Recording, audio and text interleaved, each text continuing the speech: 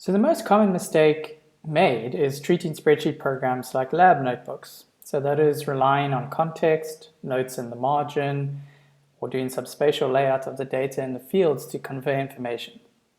So that's what I've done here. I've got an example of some messy data where we're looking at collection of some type of species, animals, and we can, as humans, we can interpret this. So where we see, for example, a gray cell here, we know that a gray cell means that it wasn't calibrated correctly. But what we have to remember is we're talking to computers whenever we work with spreadsheets and data, and computers don't view information the same way.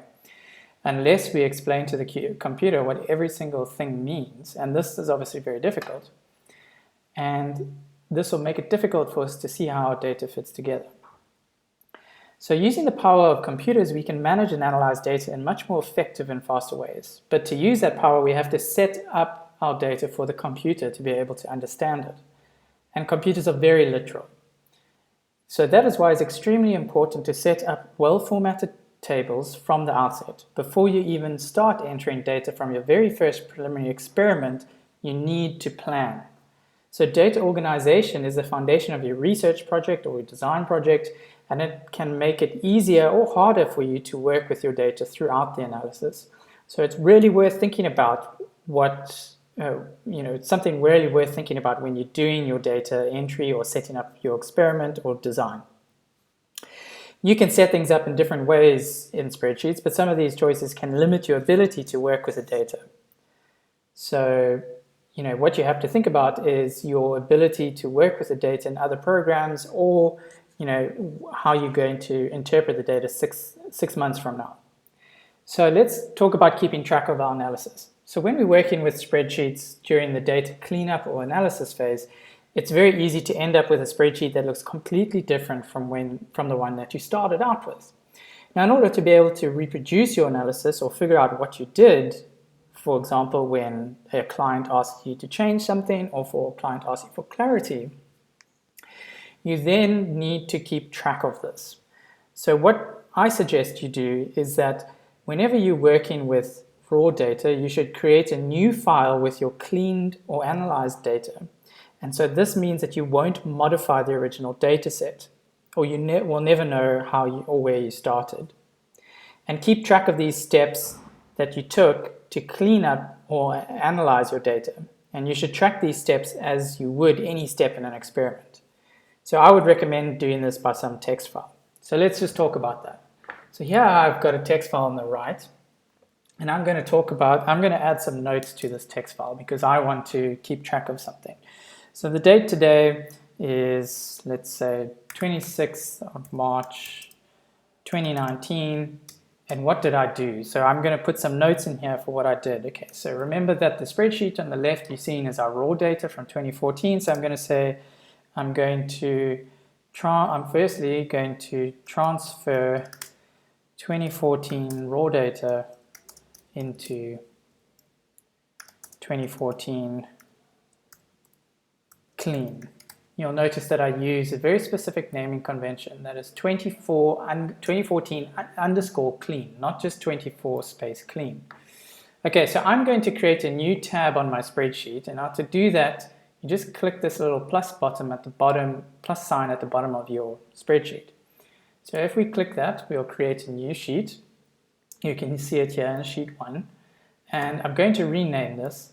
I'm going to call it, so to rename it, I right click and select rename. And I'm going to call this 2014 clean.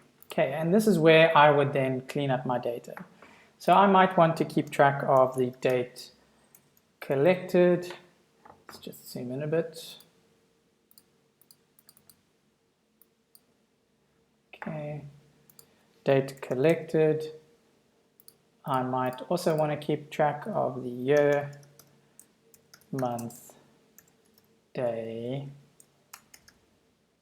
etc., etc. So from 2014, I would put in these fields. So I might have the date collected, so that would be here, 2014. I'm just going to copy it. So to copy a cell, you click on it and go Control C.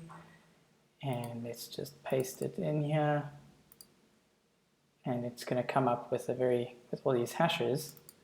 But in order for me to remove the hashes, I have to make the cell bigger. So to make the cell bigger, we just hover our mouse over the cell and highlight it. And if we move the mouse to the right, we'll see this little cursor come up. That allows me to change the width. Or I can just, once I see this cursor, just double click and it'll automatically make it look like that.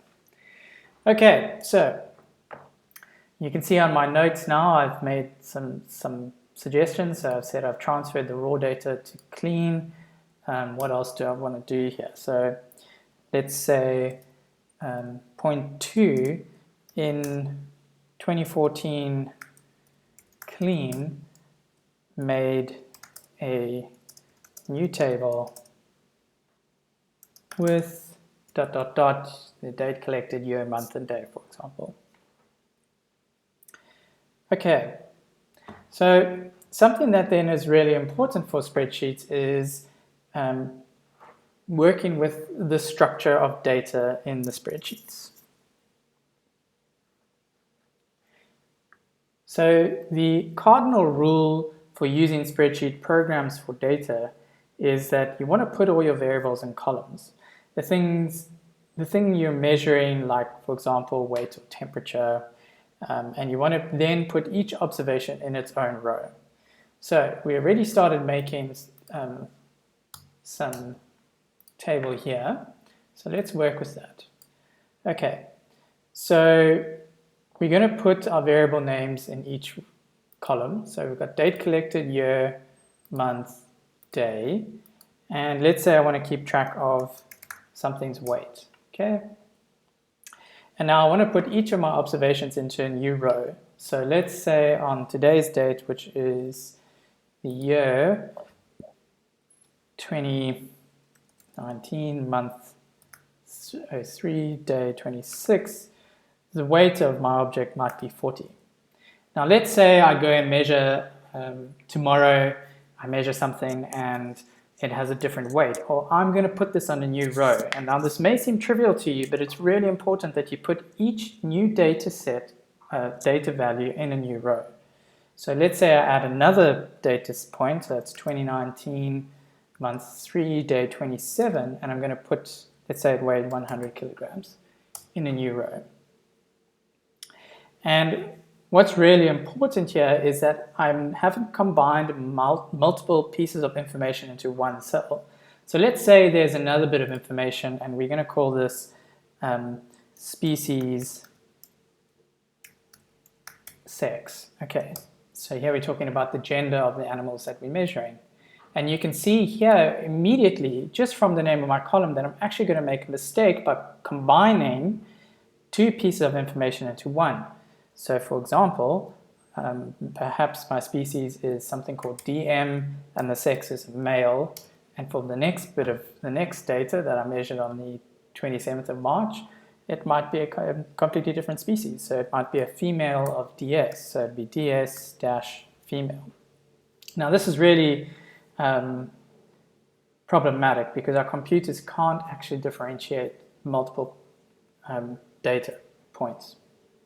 So just another important point is that we want to leave the raw data raw and we mustn't change it.